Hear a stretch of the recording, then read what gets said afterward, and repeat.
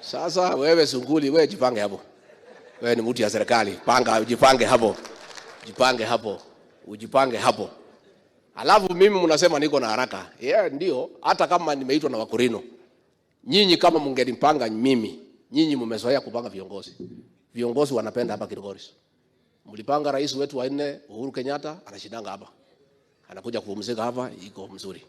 Rais wetu William Ruto mmempanga. Mimi kwani mtanipanga siku gani?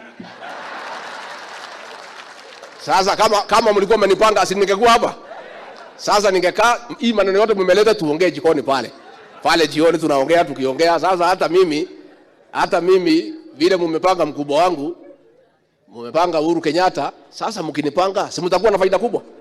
Siku ile rais hayuko, mimi ndio niko.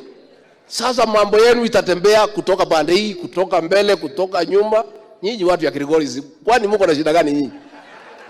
Nyinyi mko na nafasi ya kimataifa ya kupanga mambo yenu. Hiyo mnalia usijui nini, hiyo ni mambo ya jikoni, ya jioni pale. Sababu sasa mambo ingine mmeniuliza hata siwezi sema hapa. Hii watu ya magazeti wananifuata kila pahali. Sasa nikisema ile tutamfanyia, wanasema huyu mtu anasema wafanyiwe kwa sababu rais anakaa pale. So hii mambo ingine tutapanga na nyinyi jioni na usiku. Nikimalizia, sisi watu ya Narok tunafurahi sana kwa uongozi bora wa huyu governor wetu na MPs and MCs. And let me say, Bwana Governor, with a lot of gratitude and respect, you are headed the right way. Tangu kuwe governor, umeshikanisha pale tunai aliwachia. Narok is talking the same language. Senator Tudio anapiga kelele pale, lakini anapigia Nairobi. So mambo ya Nairobi msishughulike, lakini within the county here, the MCAs and governor are working together. Governor amepatia kila ward 100 million ya maendeleo.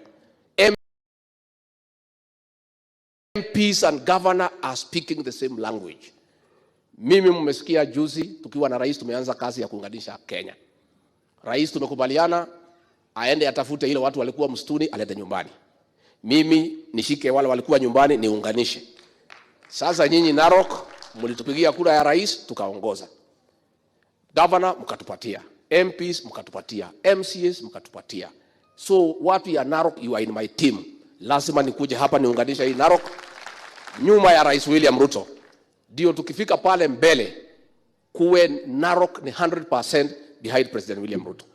Na unajua uzuri, bosi yangu Rais William Ruto aliumizwa hapa kidogo Narok na siasa ya propaganda na fitina na uongo. Akawekelewa fitina ati ya kwamba akikuwa rais ati mambo ya mawi itaharibika, mawi itapeanwa, mazingira itaharibika, Wamasai watakosa nyasi na maji. Na wengi wa Masai kiasi fulani kwa vile mnapenda mazingira mkakubali hiyo fitina, mkamnyima kura, mkapeana kule. Sasa rais kwa sababu ni mjasiri na anajua kujipanga, akasema kama hii mau ndio shida, kama hii mazingira ndio shida ya Wamasai, siwacha nimpatie mtoto wenu asimamie hiyo mazingira.